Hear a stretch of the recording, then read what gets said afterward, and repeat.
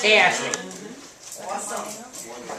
I talk fast. I don't like doing trainings all that much, so I try to make it nice and short and sweet for you guys, and we'll see how it kind of goes from there. The older I get, I'm getting ADHD real bad. You're more already, right? Real bad. If you want some more, I got We all know extra. Matt likes Real bad. Yeah. All that. Who here has written an annuity before? Who here has written an annuity without Dave? Okay. I'm going to show you guys a tic-tac-toe. You've seen me wear a white suit doing this. It was actually a linen suit and it was beige, so don't pick on me. I'm not thug gangster or whatever. But I'm going to do this again just because this is what I'm using in every single appointment I go into. If you guys go up to the meeting room upstairs, you'll see this on the actual double doors you open up. And this is how I actually sell these annuities without Dave. When we're going through and we're talking with people, originally, we're not really there to talk about annuities, we're there to talk about what? Medicare. Right? So do a good fact finder, try to get as much information as possible. And if you've got somebody who's really just hard-nosed and they really don't know what, not interested in what you're saying, just pull this out and really try to show it to them and see what they say. Because you'd be amazed once you hit a little trigger with them and you might get some interest. I've got some handouts for you. I don't want to give them out right now, though, because I want to show you guys how to actually do it in the house, okay? So if I sit down with somebody, and Randy, you're going to be my guinea pig. Okay. I'm sitting down with Randy. He's got TRICARE for life. Everything is all set. He's got money in the bank. And I say, let me show you something real quick. If you sit down with a financial advisor, they're going to break you up in a couple different groups. On one side is going to be fixed. What are some ideas of fixed products? Like the bank? Yeah, like the bank, like CDs. Okay, CDs, yeah. Money markets. Yeah. These aren't haphazard. I always use the same ones. It's always CDs, money markets, and then I'll mention fixed annuities.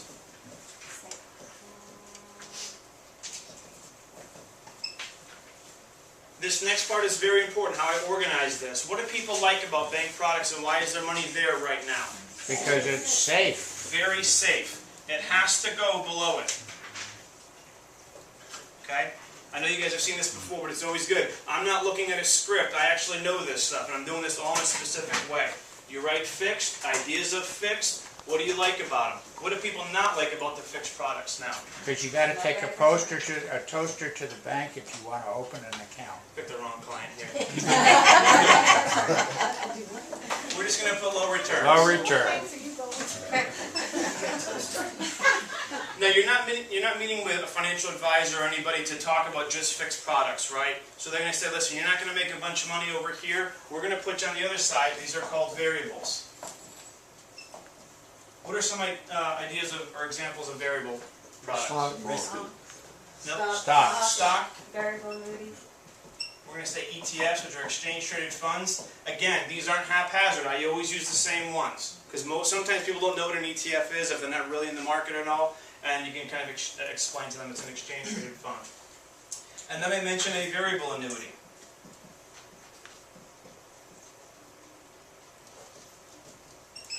I actually just changed this up a little bit so I get talking about annuities right off the bat, and it's going to help kind of alleviate some of the stress at the end when we discuss the different types of annuities, in case somebody says, oh, my brother had an annuity and he didn't like it, it was bad. Okay? So we're already putting on a sheet of paper, we're going to come back to this afterwards. What do people like about being in the stock market? Make a lot Back in of the late money. 90s. For high return. Potential for higher return. What do people not like about being in the market? Risky. Risk. You guys obviously know this, but it's really important to participate with, or have your clients participate with you with these things. You don't want to just talk at them. If they're not answering your questions, go back and kind of, try to get them a little bit more interested if you can. So again, this is what they do. They kind of break you up, and based off of your age, they're going to put you into different portfolios and kind of balance you out between fixed and variable products, right? I practiced this 3 times now, so hopefully this just works one shot. I'm going to show you guys the chart. I'm actually going to give everybody one as well, the newest one.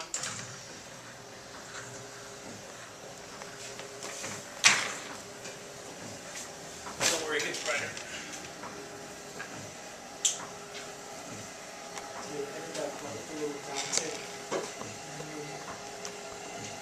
I did have the whole thing over there, but I knew this half of the room wouldn't be able to see it, so I decided to just kind of do it this way. Okay.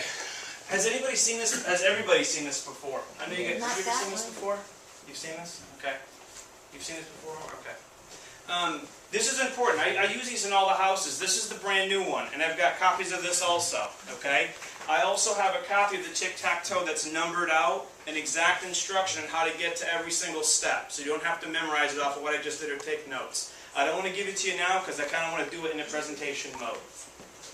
So, let's talk about the real benefits of indexed annuities, okay? So if we started back in the late 90s, what's going on in the late 90s? Boomtown. With what? .com, the stock. .coms, Google, Yahoo, all these things are really exploding, right?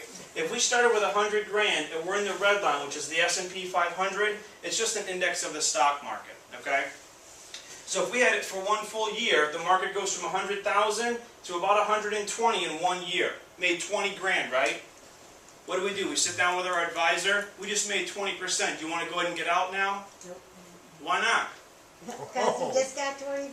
Strike while the iron's hot, right? This is really good. Now's not the right time to get out of it. So we're going to ride the wave. We go one full year again. We're up to 136. Randy, do your woohoo.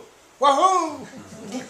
You made $36,000 over the course of 2 years. Is now a good time to get out of the market? No, and you're my new best friend. This is awesome. I love my broker. It's not the economy. It's not the tech stock. It's Randy Harvey, financial advising company. That's who's doing it. They always think that. So the very next year, the market plummets, right? What happens in 2001? I hate it. I'm beginning to hate my broker. 9/11 happens, right? Yeah. 2 planes go into a building. Your portfolio collapses from 136. Not only did you lose the previous 2 years' gains, sorry, I don't know if you can see this. Not only did you lose the previous 2 years' gains here, you've actually dipped into your principal about $100. Okay? Now what do? Now do we get out? You can't. You get too.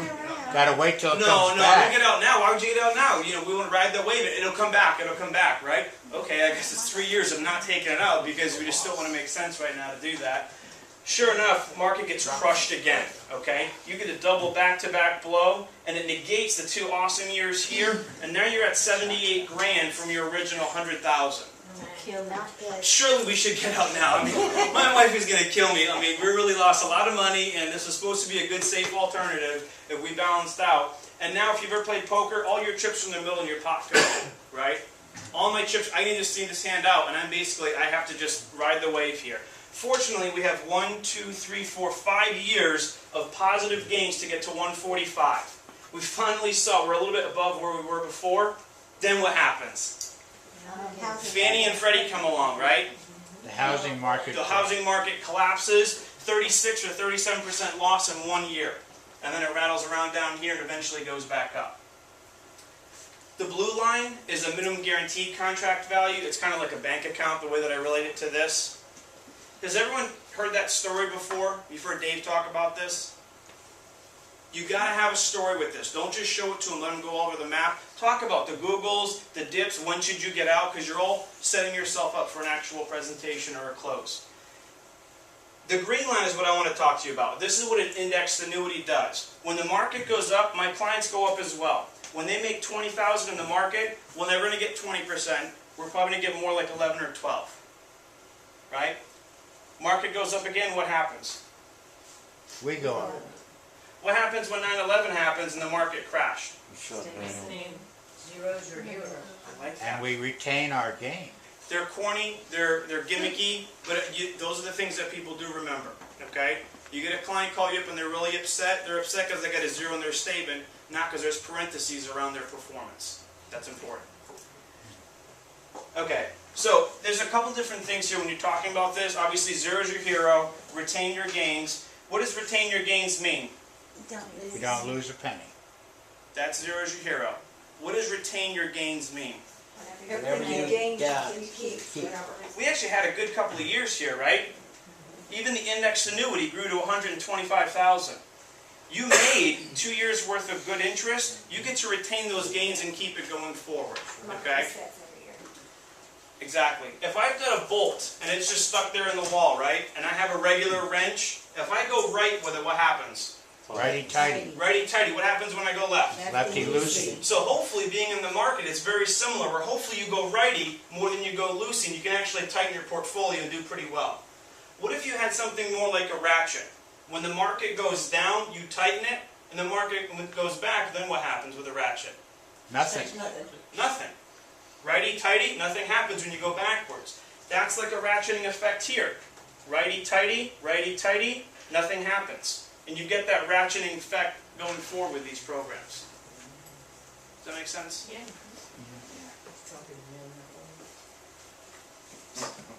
What's that? You must be having a conversation with men. Why? No. Actually, I have a lot of widows that actually understand that as well.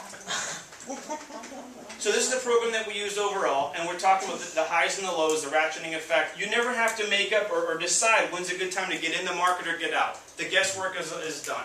You're 70 years old, you don't want to be guessing or timing the market. What if you're actually taking RMDs off of this as you're losing money? It's harder to even rebound when you have less money to do so. Okay? So, I'm going to kind of... Does anybody have questions about this? What did Dave say the last notch, man? Remember we asked about that? Is that just a strategy that it ticks up like that? That, where the zero was not here, the zero actually made money in Yeah. 2015. Yeah. The actual start date was September 30th. So it wasn't exactly, they were going by calendar year, and this was mid-year, so it wasn't perfect. Oh. Oh, okay. So If this is your account, Mr. Jones, I would assume that never happens, but there is that perfect timing where it may actually.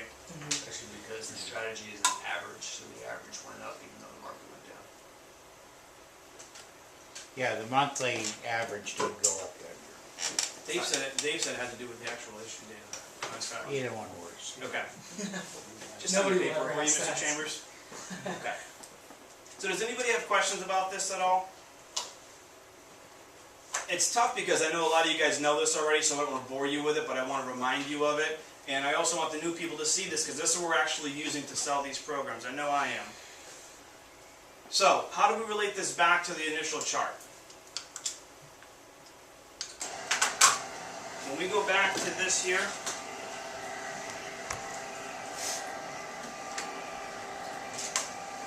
So when you do this, you do it just in that order. Before you actually fill in the center of the tic-tac-toe, you're doing this chart.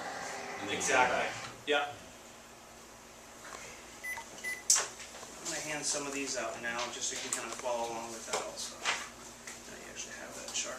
There's only 15 of these in here, because I know a lot of you guys have these already. So who doesn't have this chart here? Is there more than 15 of you? Is that the new one? We don't have the new one.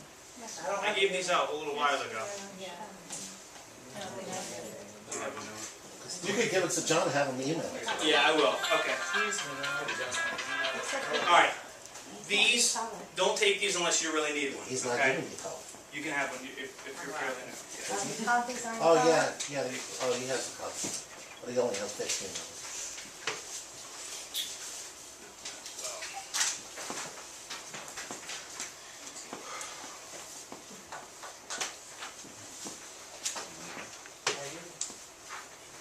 Dumb it down for me.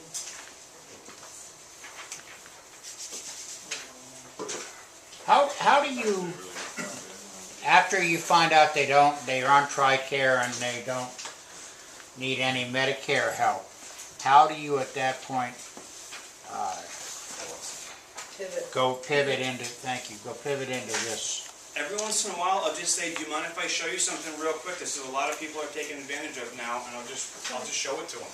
Okay. If it doesn't hurt my feelings either way, I'll show it to you, and we'll just kind of leave it at that. So, it flows a lot better when you're actually in the house. Again, presenting it to an open group without the response in the background is a little bit harder, but you really want to, because they're going to, if they had money in the market, they're going to ring true a lot of these things. They're going to say, oh yeah, I did lose money in there. We lost 20, 30 grand, or what's going on. The broker did say don't get out right now because the market's going to come back. So it'll ring true to that. All right. Did that get all the way around the room? I'm actually going to use yours as a cheat sheet. You can keep it. You don't have to copy it. So again, for those of you who actually have this sheet here, I did it in this exact order. Question? What does the ETF stand for? Exchange traded fund. It's basically a mutual fund grouped together by a category. Like all car manufacturers, you've got Ford, GM, all those different ones, would be all in like an automobile ETF, or all of energy, things like that. So just kind of looking at this real quick, this is just a template of what I started with. So first I've got the fixed. Examples of the fixed is the number 2 there. Everyone sees that. We like about it, they're very safe. The low return is here. On the other side of the equation, you've got the variable, like we did over there. Examples of variables are stocks, mutual funds, ETFs, variable annuities. What we like about it, what we don't like about it, okay? Right in the middle, there's a number 9 with the stars. That's when you show that little chart. That's when I show the chart and explain a little bit more about what these things have done over the years. And then I go into it just like this. I say this is kind of like a tic-tac-toe board. So when you're looking at this, what are we trying to avoid? We're sick of low returns, right? But we want to keep it very safe. I'm not putting my money in the market. I already told you that on the front end.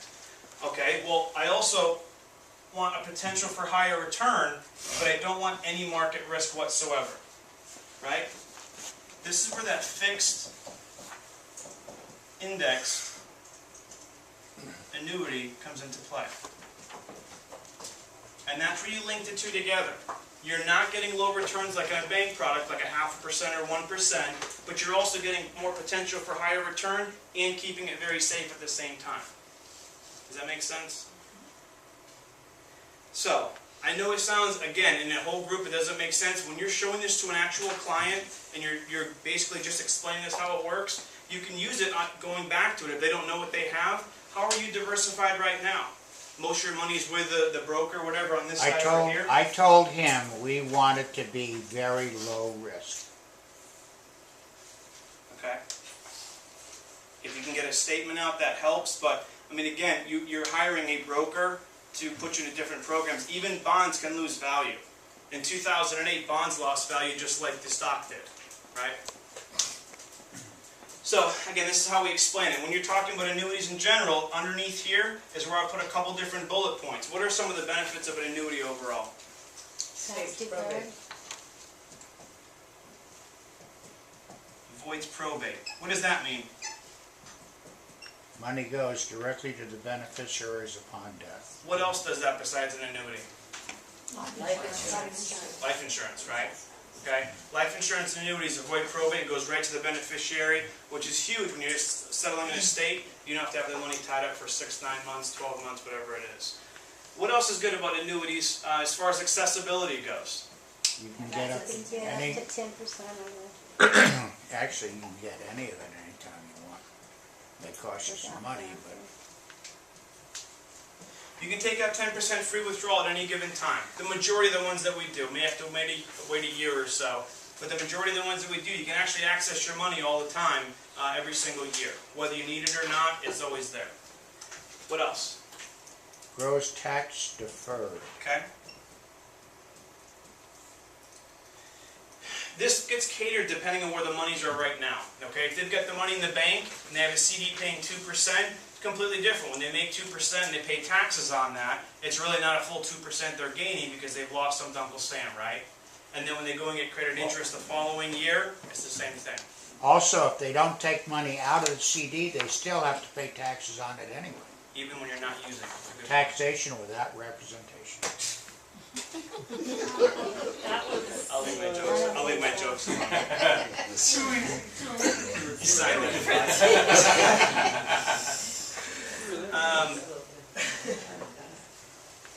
so again, going through this, that's where we actually link everything together. But really take your time, make sure they understand this, make sure they understand that chart, okay? When you're talking about these, if you ever heard anybody, Mr. Harvey, that didn't like an annuity, it's probably a variable annuity.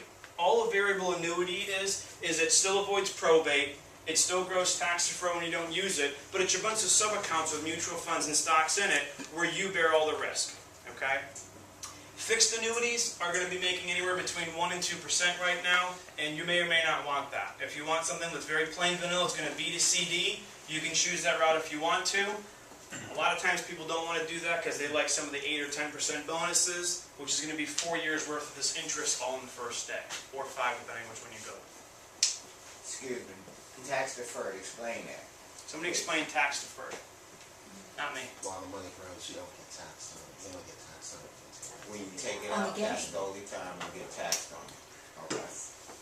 What's important about that? It allows your interest or your increase to grow Quicker, quicker, quicker, yeah, compound. much more. If you make $1,000 in interest and at the end of the year you have to pay 20% on it, and now you're left with what, $800? That $800, what happens to that $200? If you had something and not in a tax deferred account, that extra $200 would still be in there, and that's going to be making interest the very next year as well. So you're compounding the interest that would have otherwise been taxed. Okay? So that's why tax deferral is very important, especially like you said, what if you're not even using the money and it's just sitting there? Well, a CD, you're still paying tax on that interest. An annuity grows tax deferred, so that money's compounding for you and it's And working it is for you. that 20% whenever you take it out, it is 20%. It depends on your tax bracket. I just use that for an example. If you're in a lower tax bracket, it's 10 or 15. The older you get, the better tax consideration you'll get because you're making less money. Yeah, that's the game plan. Okay, thank you. That's the game plan. Okay, now you've gone through all of this, and Harry and Martha love the idea. And what do you do next? Great question. What do you guys do next? All right. Mr. Harvey, I wasn't here to talk about this specifically. We were featured in Forbes magazine because we do everything under the sun, from health to wealth.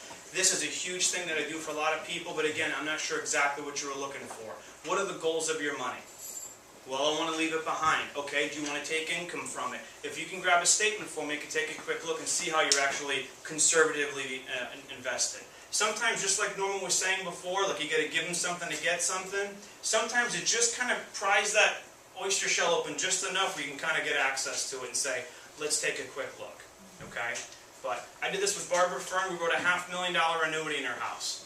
We went there for the Obamacare plans. I have clients all the time that I just write these for. I've gotten on my one check, probably 6 of the last 7 statements have had an annuity paid for. And Dave's not involved in a lot of them. It's $20,000 here, $40,000 here, $50,000 there. It's not big, huge accounts, but practice this because every once in a while you're going to run across one that has an extra zero than we're used to, and that $20,000 account's now $200. And you don't want to mess up. But if it's the first time you're doing this and you're like, well, you know, it's kind of this, oh shoot, that was supposed to be down here, and that was supposed to be up there because the tic-tac-toe's not working. You know, you want to make sure you get all the bugs out and practice this every single time. I've only got $6,000. Okay, obviously an annuity's not for you, but at least you presented it to them. And a lot of these people we're presenting to are not like, go ahead, take all my money. They're really cautious. I've got my money in the bank right now for a reason, because I don't want anything else. I don't care about interest rates. And you got to try to, you know, drum up some interest there. Would you give us some rebuttals that you get when you, I know you get, everybody gets these when you say they're at Everjones, for example, or a very fee-based company, and they think they're doing fine. That's how we kind of talked about it before when we show that chart, right? If there was ever a good time to get out, when would Edward Jones say, you know what, Miss Rhonda, maybe now's a good time to get you out of the market and put you into something more conservative? When are they going to say that? When the market's way high? When the market's way low? When's a good time to get out of the market? Well, actually there is none. You're just going to stay there. Right. So they're going to keep tweaking it and balancing your portfolio like they're going to do. There's nothing wrong with having a portfolio. It's just something a little bit different. If somebody's not reading the ticker symbols every day, if they're not that interested in it, and they just wanted to stay for alternative, and they just don't want to be in the bank, that's what we have a great opportunity for with these. Now, every time they tweak your portfolio, they get a broker's fee for that, don't they? Correct. Yeah. And that's So, where the fees come yeah. in. They can be horrendous. Obviously, you mentioned that for a point. You knew the answer to that, but it's good you mentioned that. Market goes up, do you not pay them a commission? Market goes down, what do? Where the market's going up and down, you're paying fees to manage that as well.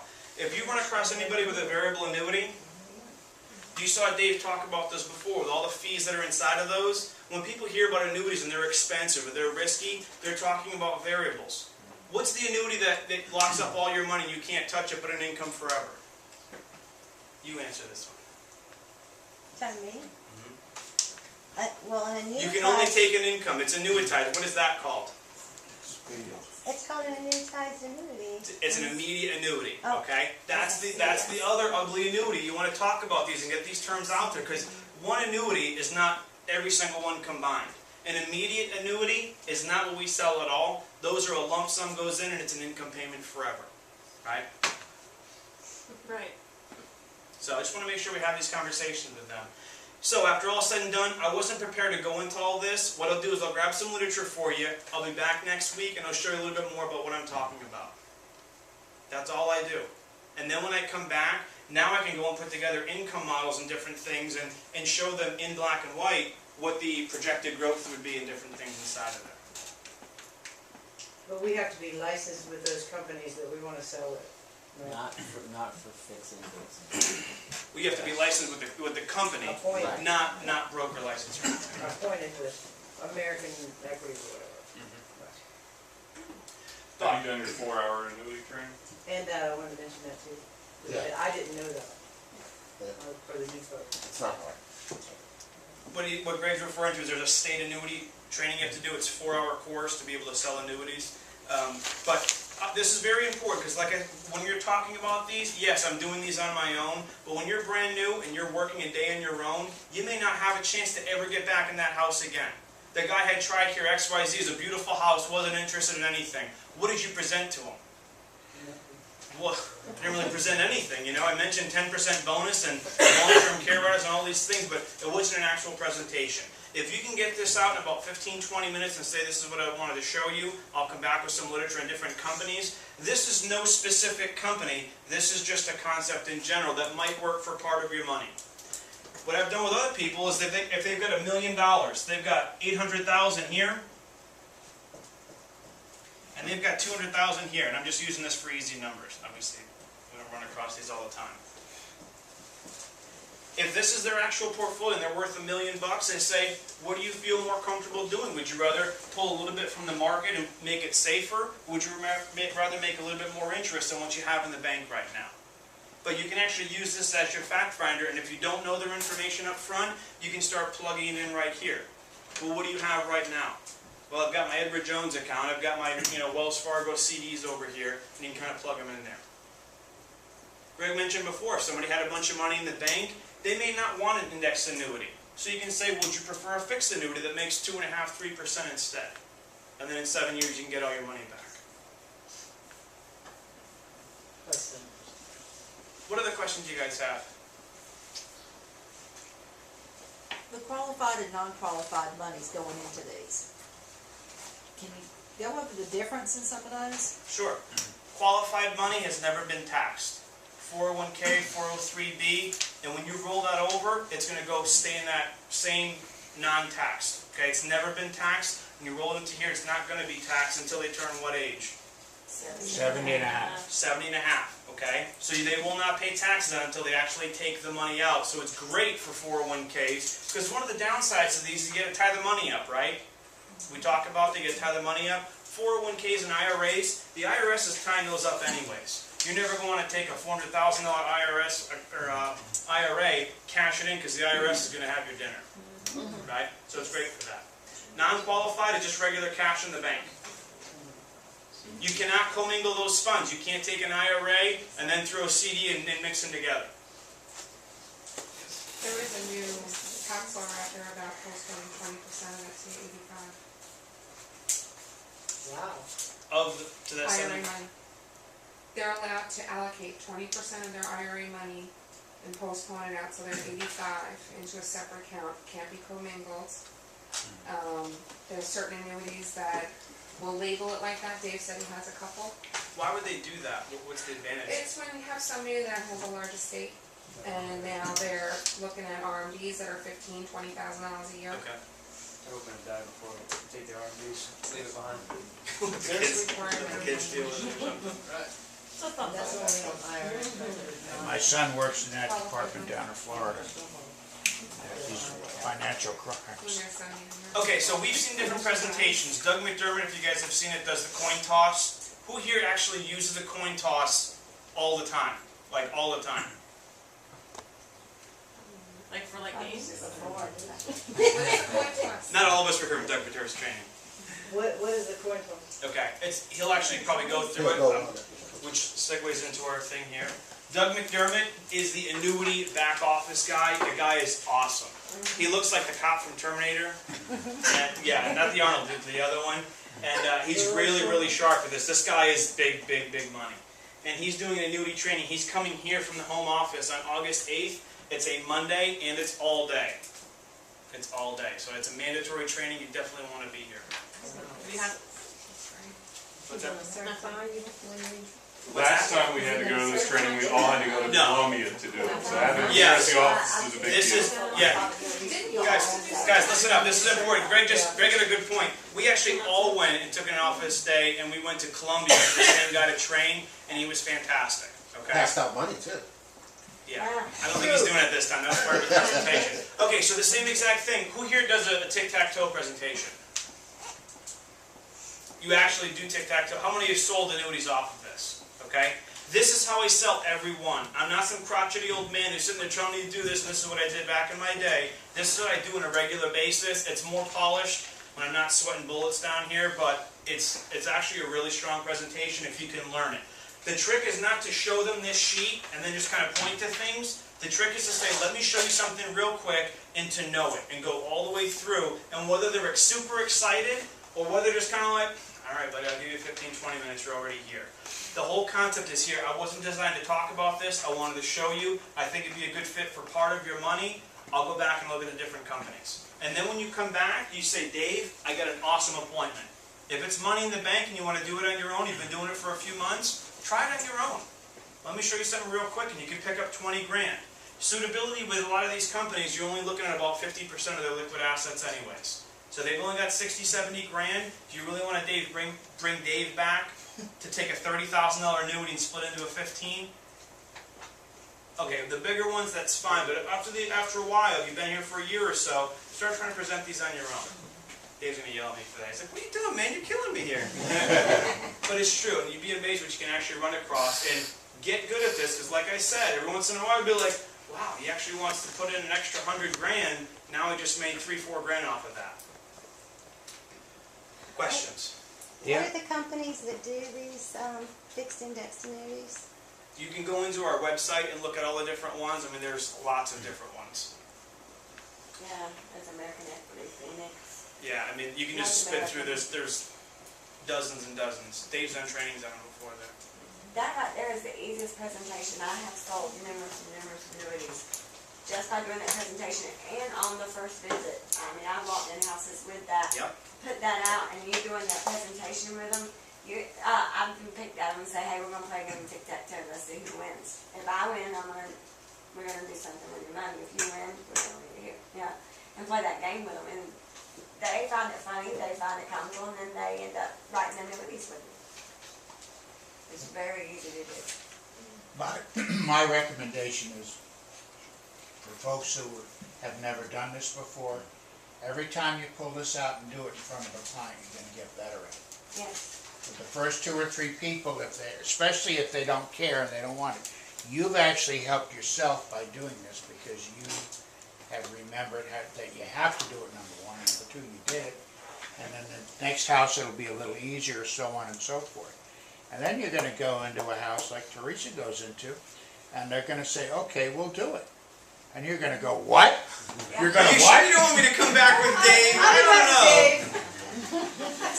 Literally, I wrote, and BJ knows, I wrote a $225,000 annuity on the first visit by doing this tic-tac-toe presentation. It was that easy. She was like, where do I sign? I'm like, okay. You know, It was just that simple because you're putting it in front of them and they're seeing it, and then they're like, well, and then I have to ask, well, what do you want me to do with your money? What do you, so I know which annuity you put them with. And it's nice to be in that situation. I had to pick up the phone and call Dave. I had to pick up the phone and call back office and give them the quotes and let them know. Why don't our clients have LIS, the ones that should? Because they don't know about it. Because they don't know about it, right? People don't have index annuities because they're going to Edward Jones, they're going to financial advisors, and they're being sold the Ford Fusion at the Ford dealership. Yes. What does Nissan have to offer? Don't worry about them. Let's just look at the Ford products that we have here. Don't go to the broker and ask him for fixed products so they don't get paid like we do on these. Okay? Oh, And do not ask them how they like their broker.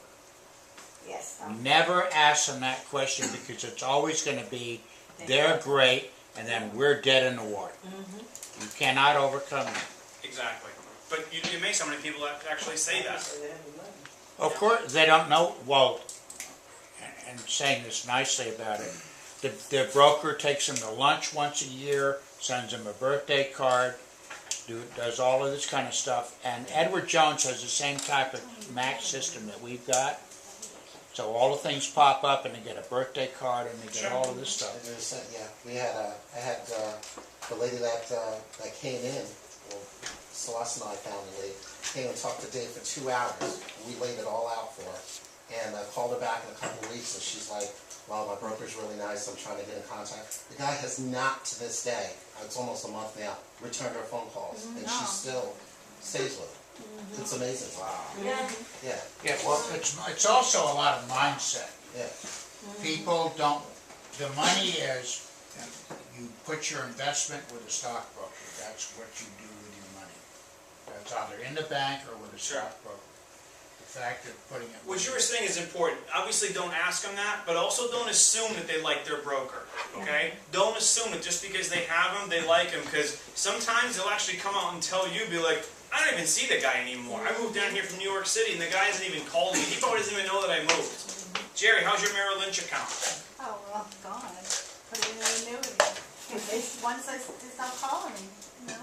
I moved about 150 grand in Sun City a couple of months ago. She saw her broker and the people from that broker's office, that was Merrill Lynch of Beaufort, I think it was, in a restaurant. The entire office was waving to her and, hey, good to see you, good to see you. They had no idea she moved her account with me. I was just going to ask you. They had no idea. They don't do, like in life insurance, when we do a replacement, they let the other company know. They don't do that. Oh, they do. They have transfer the funds. The broker who was actually there knew, but nobody else knew because he didn't talk about it. She couldn't even stand it. So again, don't assume that they like their broker. Don't assume that they know what these are. Okay? And be receptive to these. Be expecting them to say, hey, you know what? I would actually like to take a look at it. What did I do yesterday in our first appointment? In the first appointment close. Grab your calendar. I'll be back here next Wednesday. I'll put together some different things for you. They told us as soon as we got down we were running late anyways. We've got an appointment next Wednesday to talk about a $100,000 annuity. I'm here to talk about Medicare. I'm not here to talk about all this stuff right now. Obviously, I think we can really help you out. We were featured in Forbes magazine for a reason.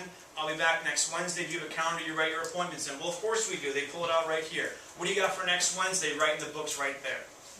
Second step is so huge to book that appointment in the house, face-to-face with them. They've got it written in their calendar. Otherwise, you're trying to call them back. Hey, you remember me? Oh yeah, we just decided to kind of hold off. That happens all the time when you have to reschedule it. Schedule it in the house. I wasn't here to talk about this. I'm getting repetitive, I know that, but this is how you have to be in the house as well. These little catchy things with like the ratcheting things, it's kind of goofy, it's kind of, I know I said goofy again, somebody loves when I say goofy. But they're kind of catchy or whatever, but those are the things that people remember, that ratcheting effect with this, and they're tightening and kind of going forward. If they're really, really saying, you know what, I'm not too crazy. I just kind of like having the money in the bank, paying, 1% interest. Throw the 10% bonus out there as the cherry on top, okay? We have our CD annuities anyway. Okay. So, this is very important. You want them to like the flavor of the ice cream, not just the cherry on top, okay? 10% bonus is the cherry on top of the sundae. If it's poop-flavored ice cream, the cherry's not going to mean anything, okay? Make sure they understand this. This is everything. And there's actually programs out here that give you an upfront bonus for getting out of other contracts. Whether it's 6, 8, 10%, let me go back to the drawing board because I'm a broker and I'll see what's the best paying ones out there right now. Which can cover your surrender. If there is any. And if it's not and it's in a CD, what if your bank said, hey, you got a 5-year CD paying 2%? We're going to forward all that interest to you on the first day. That's what we're doing here. That's how we did earlier. We're going to deliver that on Wednesday. Alright, what else? Any questions at all or anything? What about doing the app? When we finally doing the app with them, do you charge just... App is one of the easiest ones out there. When you're talking about allocations, these have different allocations inside of them, growing with the S&P, annual point-to-point, monthly cap, all these different indices and ways of setting it up. Just say, this is what I know Teresa does this as well, but Dave actually walks us through that as well. We try to find the best high caps and everything out there to put you in the best program. When you're sitting with them, do you go through it page by page, or you try to get it done quickly? When I come back, I actually started using product disclosure. We have to use product disclosure, but the brochure. I've actually started printing off the marketing brochure from American Equity and going through it page by page. And it's great you mentioned that, because that segues into this part here. I have laminated slides in my binder that are punched 3-ring holes in there, and I use those in my appointments. It's not as nice when I photocopy it, so this is a different version of it. What is AM Best? Rating company, Okay? Why is that important for what we do? because they rate, Solvency. yeah, that's a great way to put it. Solvencies of companies. This is important to talk about this. What happened to, was it AIG? Back in the 2008, when they got bailed out, 2000? AIG. Sorry, AIG guys, I'm not, it's the one on the side. You guys got bailed out? They paid it back though, with interest. You did, I know. But this is important. What happens if my insurance company goes insolvent? What happens? Nothing. Do you lose your value like you would in Nope, anything else? you don't lose a Well, up penny. to a certain amount. Up to a certain amount, okay? In South Carolina, it's 300 grand, okay? We don't want to market that, but I want you guys to understand that that's important. When you're talking about the AM Best rating here, you guys all have a copy of this? Put this in your binder book, because when you're going through the actual brochure and you're looking at a company like American Equity, it's an A-. You can show them right on here, all the different companies here, and you say, I actually have mine highlighted. Anything from good and above, I highlight and I write secure, okay? I'm not looking for the A++ rated company because their interest rates may not be as good. As long as it's a secure company and it's a B++ or better, that's what we're looking at, because some of the ones that we offer are B's. Don't just go out there and assume that they're all A's, because they're not. One of the ones that we offered, Athene? I think Athene was a B-rated company, but they're still secure. So that's when you're looking at those. And then we look at like American Equity's an A-. When I'm going through the brochure, I talk about their financial strength. I talk about how AM Best is an independent company that rated them, and they're a secure company. Okay? You guys have that as well. What else? I like the OB company that's a C+ at best. I don't know what you're talking about. Moving on. Moving on. All right, that's it. Unless you guys have any other questions or anything. I do. Matt Schaefer and a few other people Bankers? know that. Yeah. All right, thanks guys.